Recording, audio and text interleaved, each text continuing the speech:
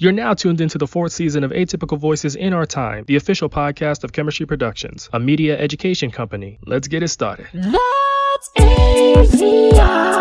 Hey, what's going on, y'all? It is Jay Stokes of the AVIOT podcast, your gracious host. It is nice to finally be joining y'all once again. Tripping up on my words. It's been a minute, but it's been a while. I know it's been some months, and I'm sorry that we've been just trailing along, but just know that the AVIOT podcast, our format is still going to be the same. I had to take some time away just to regroup, get my health and well-being together. If you follow our parent company, the Chemistry Productions platform, you'd know that we still put out content here and there, still covering various forms of media, but I just had to regroup.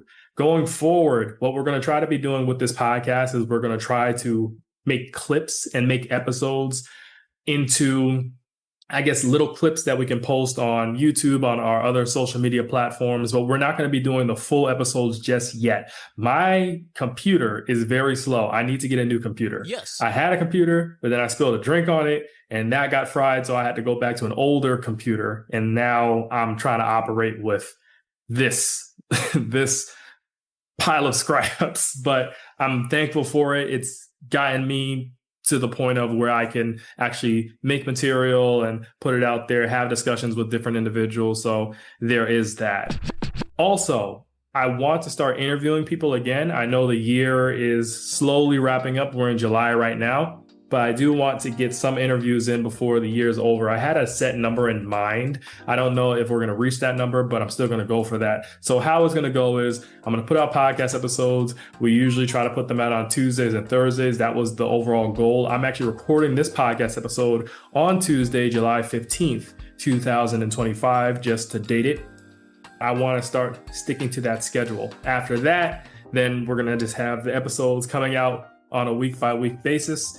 And yeah, that's that. Regarding just me being on the podcast in general, outside of taking care of my health and well-being, I haven't really been reading news like that. I've been following different forms of media. I've been following a lot of sports, specifically WNBA, but I have the podcast with my sister Tay, and we'll be doing a version of that. I think this coming Saturday, we'll be releasing another episode of Jay and Tay, or Tay and Jay Sports Talk with AVIOT. So stay tuned for that, just to hear our perspective on what's going on in the WNBA world, what's going on with tennis and what have you. But we have that whole situation going on right there. And then I want to do the interviews later on. So that'll be that. Enough of my rambling. Let's get into the show.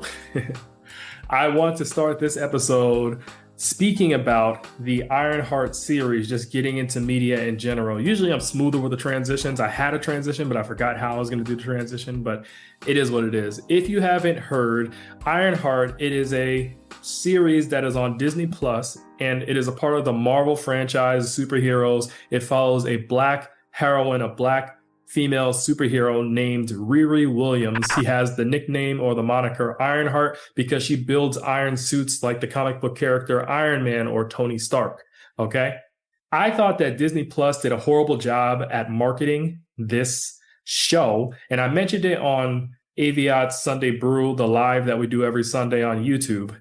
I thought they did a horrible job with that. And I don't know who dropped the ball there. But considering the fact that you had Ryan Coogler, who is the writer and director of the movie Sinners that did wonderful, I don't know how you don't market this project when he's involved in it. Him and his wife were involved in this series, Ironheart. So if anything, even if you don't know if people would buy into it, you should say, well, from the mind of Ryan Coogler, or he's one of the people that is greenlighting or helping with this series. I think that would have been a good selling point for people. That's correct. It is what it is. I think, yeah, they definitely dropped the ball.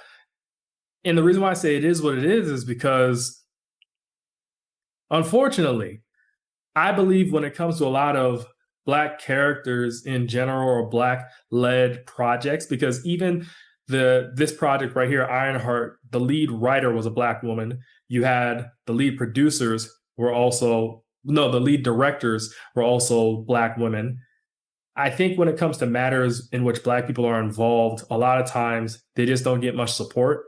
There is still this mindset, this idea. I'm not saying Disney thought this way, but I see it often. There's this mindset that Black people just can't carry their own weight. They're not going to do well in the projects. They might not be able to sell.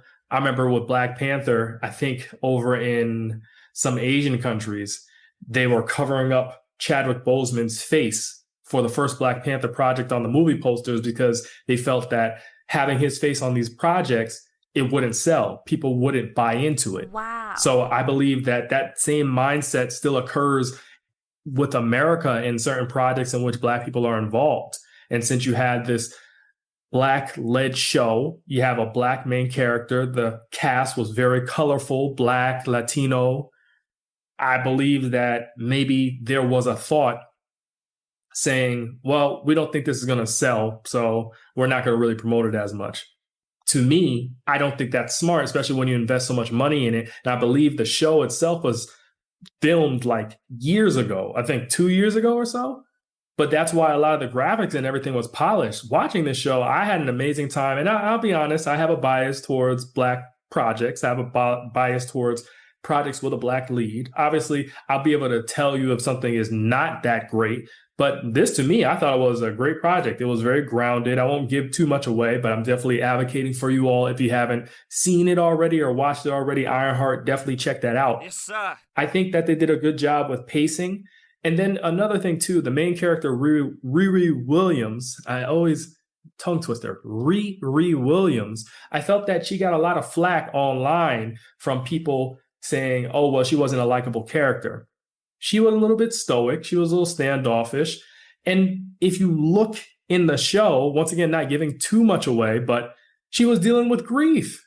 And a lot of the characteristics about her, people thought she was arrogant, she was too standoffish. A lot of those characteristics you could also see in Tony Stark, the Iron Man character, who she was inspired by in order to build her iron suits, in order to just strive for greatness. Tony Stark was just like that. And I remember I was looking at this thing on Threads. That's the app I'm on so much these days. Threads, I believe Instagram, or the people that are involved with Instagram and Meta or Facebook, they also have a hand in Threads. But Threads is a nice little community where I was told it's an introvert's paradise, but it's a nice little community where you could talk to people and curate an algorithm that works in your favor. I really like how it operates. But on there, I read a post in which someone was saying that Black women, when they have the same characteristics as a white man, it is not deemed as attractive or appropriate because Black women are just viewed through a different lens. Yes. They shouldn't be arrogant. They shouldn't have bravado. They shouldn't be too confident, whereas white men can be that way. I mention this because Tony Stark, the character Iron Man, Robert Downey Jr. plays him in the movies, is arrogant. He can be a jerk at times, and it's okay because he's just perceived as different.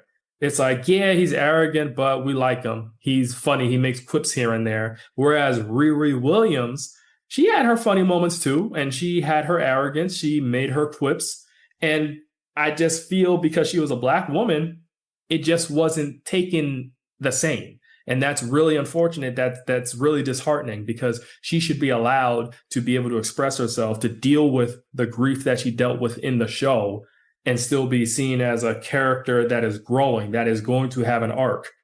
The thing is, too, when this show first came out, it was review bombed by a lot of bigoted, racist individuals. And what review bombed means is that people were going and leaving negative reviews and giving it like a 1-star, a 3-star out of 5 or 10 stars so that they can drive down, I guess, the rating so that it will make it less attractive for somebody who wants to check out the show. Some people just check the ratings, and if the ratings are bad, they say, well, it's not worth checking out this particular show. So a lot of people were review bombing it, and that was just tied into racism and bigotry. And that's just the world we live in, man. And that's part of the reason why in the beginning, when I was talking about why I was away, not recording podcast episodes, that's part of the reason why I was just getting myself together because you see so much news happening in America in general. You see in Washington, you see what's happening with the White House, with the current US president, and there's never any good news. And it seems that everything is just favoring white people, white supremacy. Everything is against Black people, against marginalized groups. And it almost feels like there's nothing you can do about it because a lot of these politicians are bought and paid for, and they don't want to change their ways. Anything that drives them getting money, anything that involves them keeping their seat in the Senate or in the House or as a politician, they just move in that direction. They don't have a moral compass in the sense of doing things that truly won't harm other people or doing things that don't only benefit themselves. You mentioned morals. A lot of people have different morals. So even when I mention moral compass, somebody's morals might be, well, I think it's okay if I do things that only cater to me. That's their morals. I believe that being a morally sound person, and this is just my thinking, means that you can do things for yourself, but if it is at the expense of another individual, then that is wrong. What do I mean? I can try and make money, but if I try and make money and that means that I have to steal from somebody else, if that means that I have to make somebody else's existence hell, that's not right. I don't believe that's right. Nope. So yeah, I made money, which helps me out, but at what cost? I harmed somebody else. I made it so that they can't live. I made it so that they can't eat or protect or support their family. That's not cool. But anyways, going back to the Ironheart series, I thought that the review bombing was really, really distasteful. A lot of people were leaving negative reviews when the show just came out. And it's like, how can you leave a negative review when you haven't even fully watched the show yet? What? It was ridiculous. So the show was 6 episodes. They released the first 3 episodes one night in July or one day in July. Then the next week, I think it was July 11th, they released the next 3 episodes. So the week prior, it was the first 3 episodes. Let me double check on my calendar. And then on July 11th is what I'm going with for now. I believe it was July 11th. Let me look it up on my phone. That's when they released the other ones. But I thought, like I said, the series was pretty grounded. Okay, June 24th. That was the first 3 episodes. Okay. And then July 2nd. I'm over here saying July 11th. July 2nd was when the next 3 episodes aired. So my bad, y'all. But yeah, I thought they did a good job. It was grounded. There was an area of the show that kind of took me out of it a little bit. So it wasn't perfect, right? But I thought it was still very good. And when I do my whole recap of the show, just giving little themes and stuff, I will speak on that in more detail. I might speak about the part that took me out of it. I may not, but definitely want to cover certain themes in the show. But definitely check out Ironheart. I thought it was great. Speaking of superhero, I guess, projects, Superman is out, the new Superman movie that is, I believe, directed by James Gunn, or it's from the mind of James Gunn. James Gunn used to work with Guardians of the Galaxy, or he's responsible for the Guardians of the Galaxy trilogy with Marvel. And I think he makes pretty good movies from what I've seen. They're entertaining, they're very colorful. So the new Superman movie, it's gotten people talking. I haven't seen it yet. And the reason why I haven't seen it yet is because when I look for tickets for me and my wife, the tickets came down to be almost $40. I'm like, $40 just to see a movie? Damn. Come on, because I'm getting $40 because it's like 20 something for each individual or like 18 and some change, but you round it up, it's close to $40. And then you think about it, if you want popcorn, if you want water, and they upcharge in the theaters. So you're spending almost $50, $60 just to go to the movies. In that case, I'd rather just get the movie on streaming. I don't care about spending all that money, the money I have worked hard for at my job, to sit down for a couple of hours, especially when the movie is going to come out on streaming in a few months and you can buy it for less than that. I can buy it for $30 and then I can have it forever. So I guess it's like, do you want to miss the hype? And do you want to potentially have spoilers for the movie? Well, I'll take my chances with that. Anytime I see something with Superman, I just scroll past. I see there's this whole narrative about it being too woke. And that is very cringe every time I hear people talking about this woke word. And the people I'm speaking on is white folk, like seriously. And then I'm so irritated that Black people really fall into this trap of they're arguing about the word or the term woke and saying what's woke and what's not woke. First off, and I'm not going to explain to you what that term actually means. All I can say is how it's used now is not appropriate. Woke is synonymous today with the N-word. It's synonymous with Black folk. It's synonymous with non-white. So anything that is not white, Christian, heterosexual, just in that realm of what the WASP, white Anglo-Saxon Protestant, is considered woke. So if I'm doing something that is promoting same-sex marriage, oh, that's woke. If I am fighting against racism, oh, that's woke. And the thing is, that's not what the term means. I'm not going to explain it to you all because y'all just going to butcher it anyway, as you always do. All I know is it is a term that was commonly used in the Black collective, and now we've moved on to something else. But it's just so interesting when these affluent or bigoted powers get their hands on a term that Black people use and then they butcher it or they twist it to mean what it wasn't originally, like the word swag. I remember I was working as a substitute teacher and they were talking about swag. Oh yeah, when you get this swag, I said, huh? And the word swag was being used for goodies or treats or what do you call it? Like say you're in a, how would I say this? Say you are participating in an event and you get a goodie bag. That's called swag now in some of these schools. See, now that's some bullshit.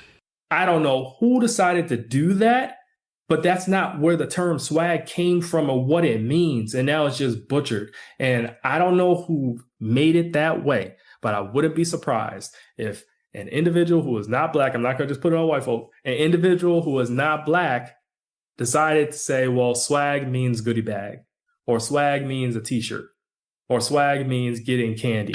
If you're listening to the AVIOT podcast on a streaming service, make sure to leave a rating and a review so we can grow our platform. It just doesn't make any sense to me.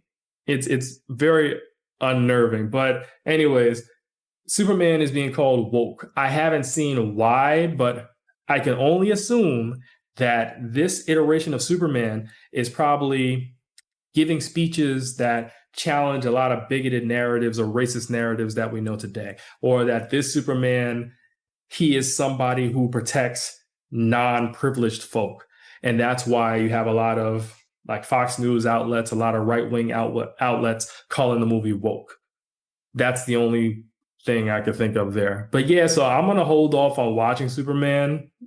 I might change my mind, but maybe not, because I do like the movie going experience. I did go to see Sinners in the movies, and that was necessary. I had to go see Sinners in the movie, and it was an experience. Okay. But seeing Superman in the movie theaters, I could hold off. Okay. And if something is spoiled, so be it. That's literally how I feel about it. Yeah, it is what it is. But the whole wokeness and all that nonsense, I'm just trying to drown out the noise because it's annoying. And if you really let it get to you, then you're going to be annoyed. You're not going to be in a happy space. So it's best to just drown out the noise. Speaking of which, another bit of noise that I've had to drown out lately is this Love Island. So my wife has been watching the show Love Island. I just consider it like a vanity project. Pretty much you have these people that are put together in a space cut off from technology for a period of time, and they're supposed to see if they can form connections with one another, romantic connections. A lot of people are just there in order to up their status or to get popularity so that when they leave the show, they have a bigger social media following and they can get brand deals and they can get into other shows, they can get commercials, they can get more money.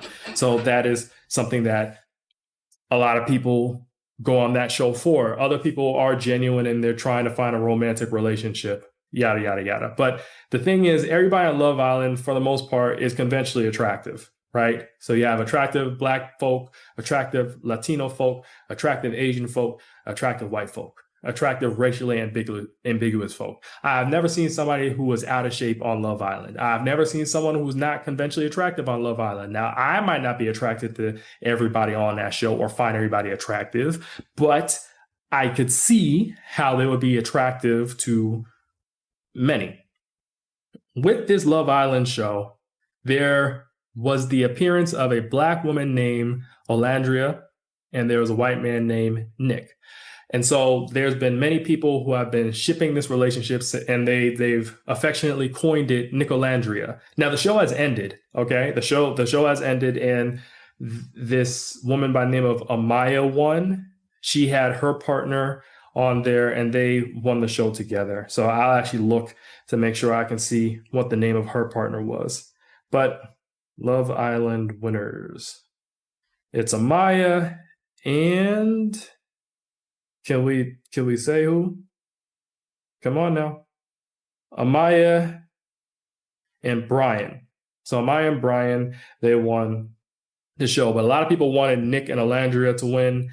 They wanted to follow this love story of Nick, who was a white man, and Olandria, who's a Black woman, who started off as friends and they had kind of interest in one another. But Olandria decided to pair off with another Black guy named Taylor, and Taylor did not treat her well at all. No. And then Nick paired off with who he paired off with. And then they ended up both getting... So what happens is America can vote during the show for what couples they want to keep on the show or what people they want to keep on the show at certain points. So like they have segments where they're able to vote, right? So there's a part, and there's also a time where the people on the show, if they aren't coupled up with someone, they could also have to leave the show. It's a whole process. But anyways, just to make it brief, there came a point where Olandria, she was told to leave the show because she couldn't find someone that she could be coupled up with, and Nick couldn't find someone he could be coupled up with, so they both had to leave the show. What the producers did was they made it so that both of them could come together and couple up and potentially explore a relationship, and then they were brought back on the show. I think the reason why this happened is they were trying to give the audience what they wanted. A lot of the people who were shipping them together, the producers wanted to give that audience the chance to see Nick and Olandria together, this whole Nicolandria craze. Now, with them being an interracial couple, interracial couples happen. Cool. What I didn't like, though, is that you had a lot of Black people, Black women I seen online, that were really pulling hard for this relationship to work. And I thought to myself, in what scenario would you have a non-Black group pushing for a Black man to be with a non-Black woman? Like, let's say you had a Black man with an Arab woman. Would you have a whole bunch of Arab women saying they want that Black guy to be with this Arab woman? Or would you have a whole bunch of Asian women saying, I want this Black guy to be with this Asian woman because he treats her nice and yada, yada, yada? I think a lot of the craze behind Nick being with Olandria had to do with, and a lot of people won't admit it, but this thought, this idea that a white man will treat a Black woman well. Yes, Nick was treating Olandria decent on the show, right? He had the right words to say towards her, right?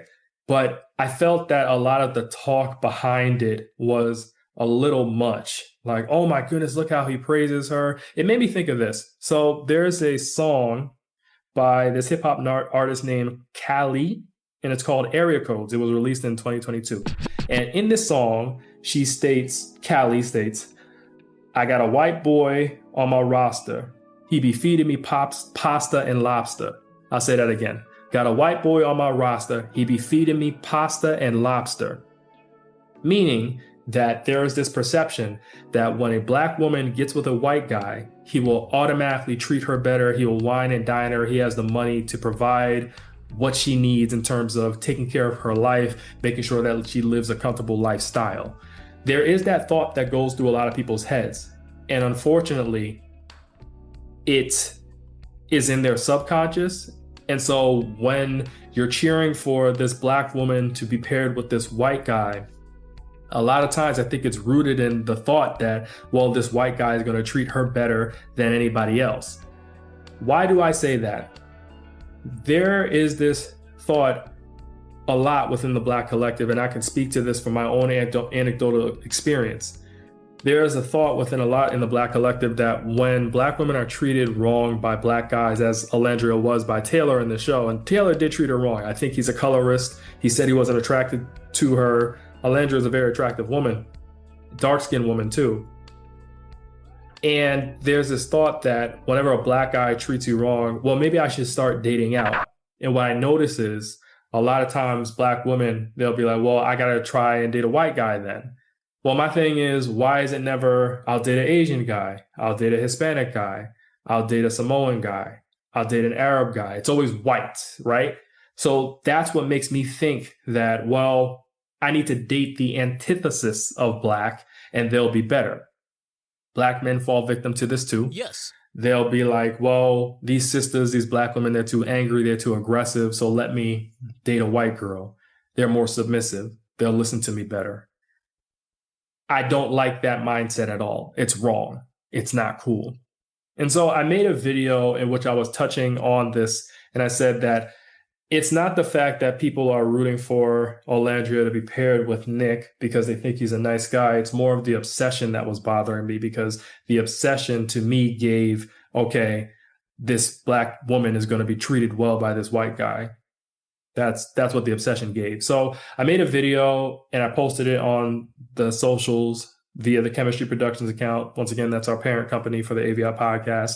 And I got a comment from somebody. So I responded back and forth to this person as Chemistry Productions, because that's what I do. And so this person had said, unfortunately, this season showed this Black woman being repeatedly disrespected by a Black man she was continuously pouring into. I definitely feel there was colorism going on. She said we got a whole convo about that situation, but that's neither here nor there.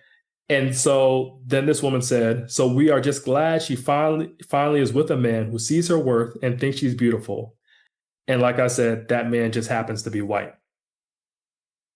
Okay, so to me, that's giving, all right, well, we see this Black woman on this show and we just really want her to find love, and we'll let her find love with whoever. We just really want her to find love. That's a very loaded conversation, because yes, Black women as a collective are not treated well by the world. That ain't right.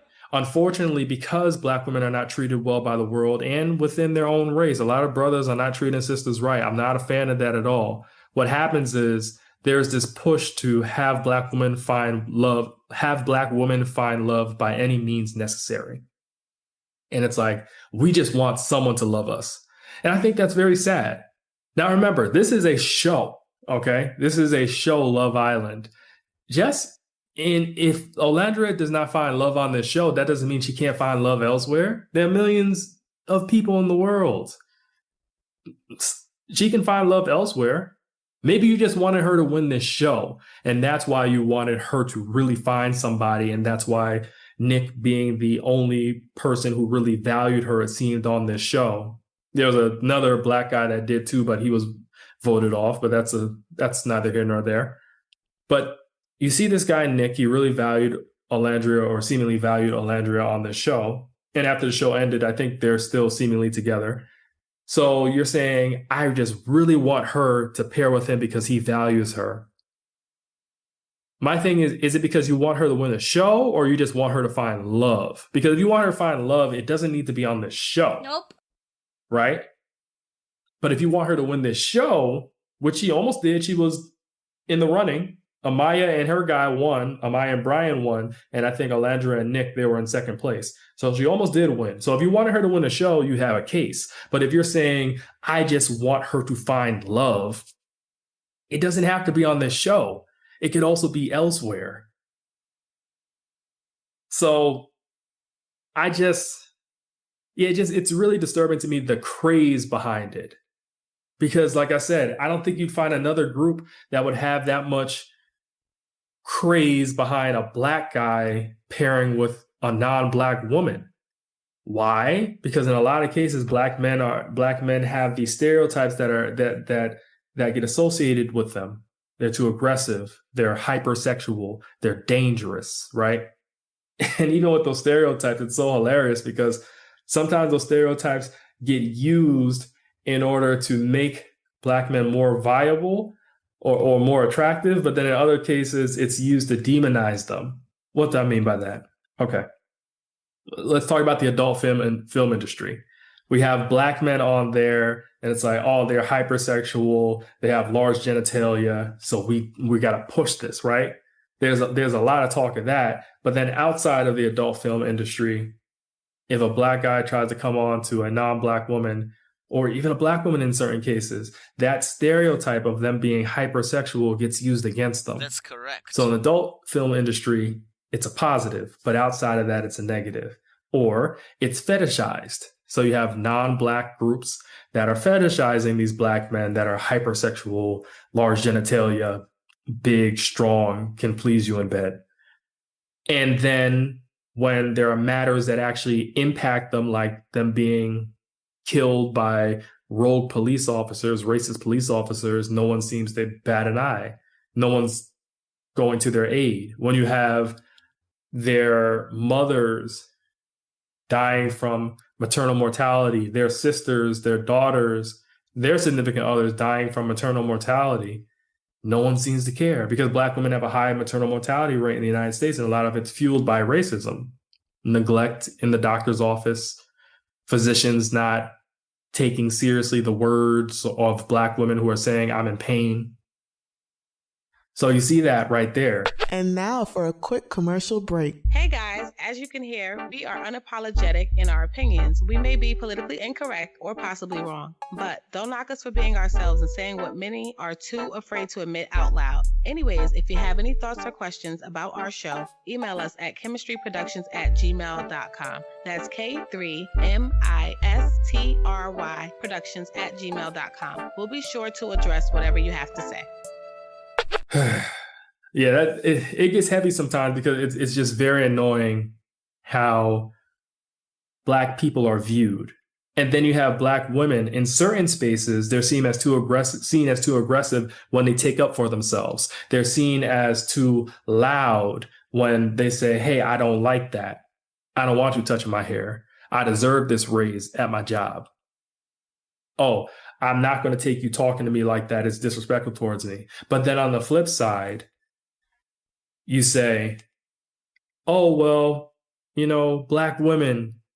Oh, well, these black men, they don't treat you right. You should date outside your race. Oh, well, black women. I feel like there's a lot of pandering. Like even during the election cycle, during voting. Oh, well, we're going to do this for black women. I remember when the former president, Joe Biden, when he got elected, one of the first things he was saying was how he was going to really step up for the African-American community and for African-American or black women, right? And especially for those moments where this campaign was at its lowest ebb, the African-American community stood up again for me. You've always had my back, and I'll have yours. I feel like there's a lot of pandering. Even when it comes down to like the Democratic Party and how they poll. Black women, you all made it possible. The 92% of y'all voted for Kamala Harris. And the next voting bloc, who also voted high for Kamala Harris, is black men. So black people as a collective voted for Kamala Harris in higher numbers than everybody else. Black men voted for Kamala Harris more than Latino men, Latino women, white women, Asian men, Asian women, what have you. But yet, black women are the ones that are propped up only.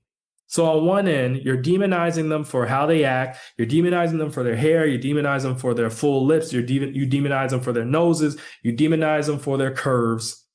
But then on the flip side, oh, black women, oh, you are so special because you're always the backbone of the Democratic Party. Black women, oh, you need help because you can't find any partners with these black men in your neighborhood, so you need to date out and we'll treat you well. And a lot of times it's a fetish too. Yes. People don't tell you about that. All I'm saying is, number one, interracial dating is not going to solve racism, oppression, and just because you date outside of your race is for both black men and black women doesn't mean that that race is going to treat you better or that culture is going to treat you better. Nope. That is a myth. You can find trash people in any demographic. It does not matter. There are millions of people out here. That's why it really gets me. I remember I saw this video that was talking about it. It gets me when you see black folks saying, oh, well, I just couldn't find a good black woman. Oh, I just couldn't find a good black man. You mean out of the millions of black people on this planet, you couldn't find out one who was good? Comments like this are saying you don't know what she's been through. Like maybe she was around some really terrible men in her life. And so she has a reason why she feels that way. I get it, right? I'm not a heartless person. I understand that people have hurt people, but we can heal from that. Healing is free. Just like this hatred is free, healing is free. We can go out there and not make decisions based off of the people that hurt us.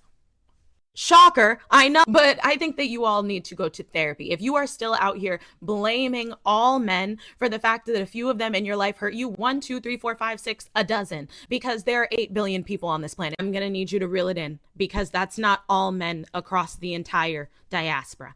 So let's get back to reality, a little less delusion, and stop thinking with our feelings, and let's start actually thinking. Like, you know the guys that you make fun of because it's like, oh, a girl dumped you in 3rd grade, and ever since then it's been fuck bitches. That's how y'all sound. No, it's either A, you're looking for a specific type of black man or black woman.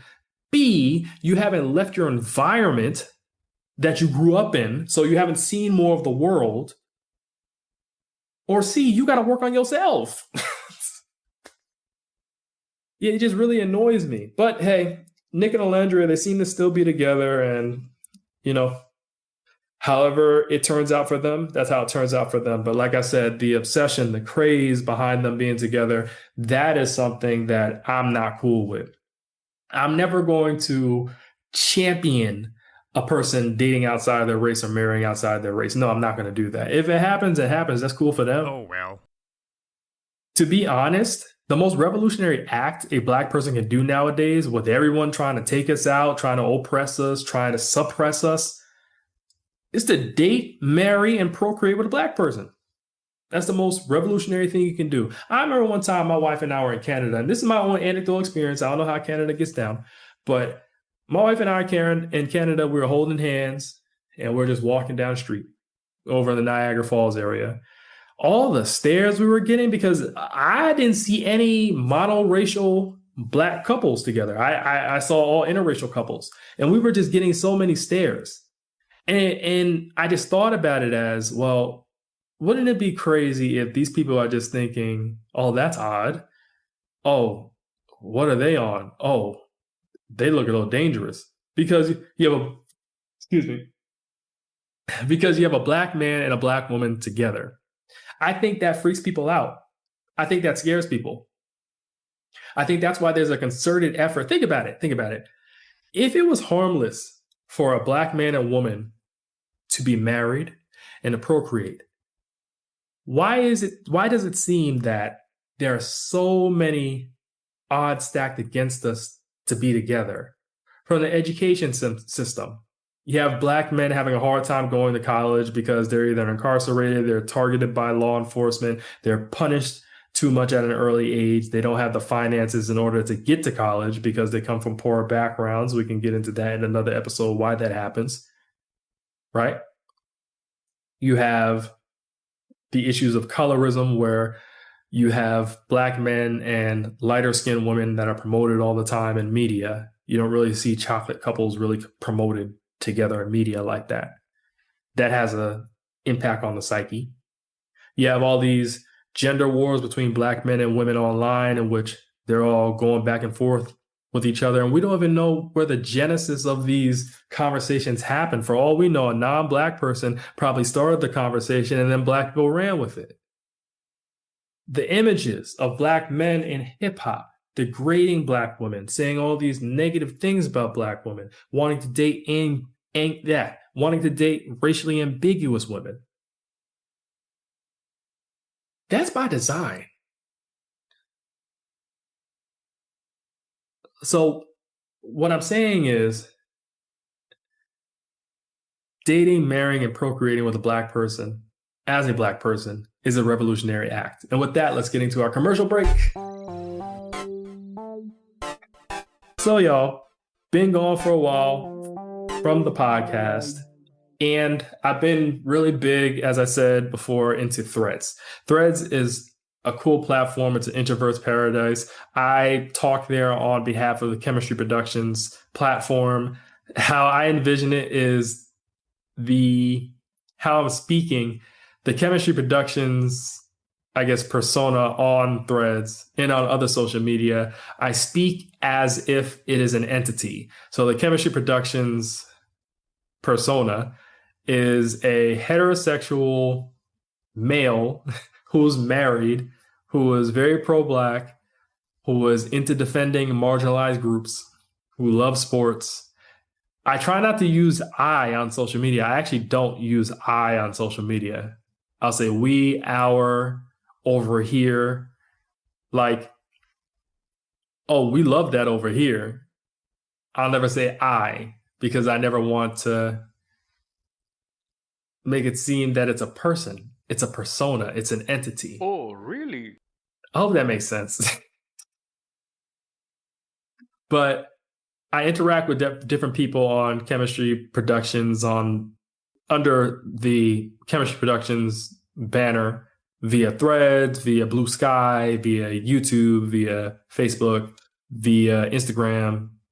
So I've been talking a lot to different people on there, getting different ideas for different content that I want to explore later on. That's actually how I came with the Nicolandria thing, because I posted the video and then I responded on behalf of Chemistry Productions with this woman who was speaking or defending the Nicolandria relationship. And that's how I got that topic or that response that I used today in this podcast episode. So that was cool. But I'm enjoying that. That's what I've been doing a lot of. And it's really been cool building a larger profile online, especially on Threads. We have over 1,000 followers on there. Facebook, over 10K followers. TikTok, over 48K followers. So we're growing. And we're trying to continue to move in a positive direction to build community so that you have just supporters, loyal supporters that are willing to buy any merchandise we might put out later on down the line, interact with our content, which helps with a social media presence, which also helps with getting paid. And the thing is, I hate to make things so money driven, but in order to truly make this a living and to truly spend my life, I would love to spend my life just pouring into marginalized groups, especially Black groups, and creating content that educates people about media messages, helps people be better at deciphering between good and bad media messages. Money is important. That's correct. And I can't do that unless this is lucrative. So I'm going to continue pouring into the Chemistry Productions company. And now that these podcasts are coming back, I tell you, man, it took forever for me to even do this today. My wife and I, we were busy watching WNBA games, and she was like, aren't you supposed to be doing a podcast? I'm like, yeah. And I was dragging my feet, but she really encouraged me. I thank her for that. So we're back on it. And yeah, let's get into the topic of the day. Speaking of back on it, have y'all listened to this new Clips album? So hip hop, it seems that this year, hip hop is definitely starting to really feel like hip hop again. I feel in the past decade, we've had a lot of, you've had sparks here and there, right? You had Kendrick Lamar putting out great projects, Big Sean putting out good projects, J. Cole, other artists too, Doechii. I always have to shout out my girl Rhapsody. Rhapsody puts out great projects too. I just feel because she's not edgy, she don't strip, and she don't talk about controversial topics. A lot of people sleep on her, but Rhapsody is really good.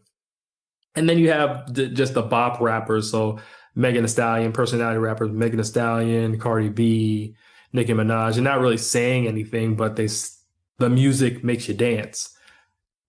However, Clips, you have Malice and Pusha T. Malice is in his 50s. Pusha T is in his late 40s. They put out an album. And this album was really good. I don't know why I forgot the name of the album. That's terrible.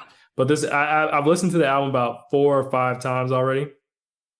And what's the album called? Let God Sort 'Em Out. That album is tough. No skips for me. It's nice to see older rappers showing that there is really no age limit in hip hop. It's just, can you do it or can you not do it?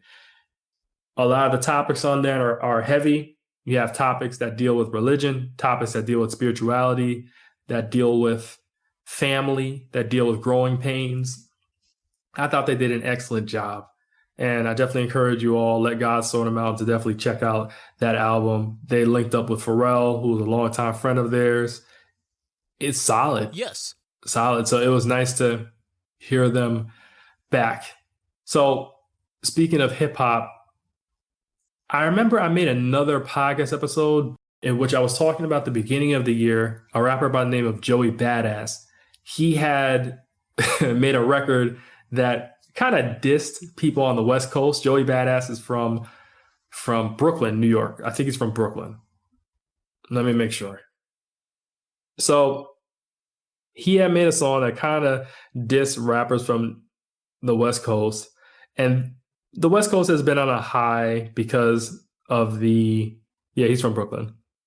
The Kendrick Lamar, Aubrey Drake Graham beef, in which Kendrick really gave the West Coast, I guess, a reason to come outside again. He made music with more of a West Coast slap to it, and he really put on different West Coast artists off his recent album, GNX, that came out in the latter half of last year.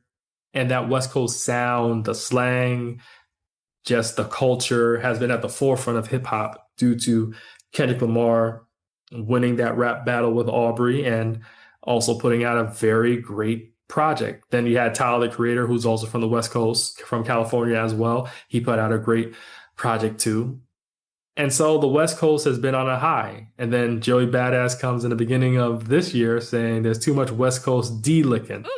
D, the genitalia, male genitalia. And the West Coast, a lot of West Coast rappers did not like that. They made a lot of diss tracks towards Joey, and there's a little bit of a pause. And then I think around, was it March or May? It might have been May. Joey Badass decides to take shots at some West Coast artists on a freestyle that he does with Big Sean and another West Coast artist by the name of Ab Soul. And so that leads to a whole bunch of back and forth between him and West Coast artists. And in my opinion, Joey Badass emerged as the victor. I'll have a more detailed take on this later on in some subsequent videos that I'll put out. So stay tuned for that. But I felt like that was a good start to the year in terms of hip hop. And for those of us who are fans of hip hop, just the boom bap or just the lyrics and people actually having a message in their songs. It was really fun to see those songs go back and forth, even though they were dissing each other. And then you have the Clips putting out this album right here. It's been a great year for hip hop. Been a great year. After the many years where we've been listening to too much sing-song rap, too much Nicki Minaj, Migos. Migos have some slaps, but just that whole style, I fell out of love with hip hop. And I started listening more to lo-fi music, Afro beats, jazz. Now I'm still going to listen to that. Burna Boy got a new album I got to check out. But I found myself getting away from hip hop and thinking that hip hop wasn't going anywhere. But now that we're getting some legit projects back in the mainstream circuit, it's nice to see what hip hop is becoming, and becoming once again is nice.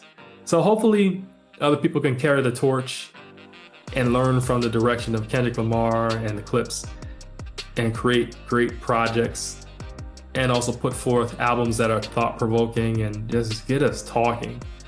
That would be very nice. I'm interested to see what Doechie's actual project, her next project, I think it should be an album, is going to sound like. She's a rapper. I thought that her album Alligator Bites Never Heal or something like that, that was really nice. It wasn't an album. It's classified as a mixtape or just an extended project.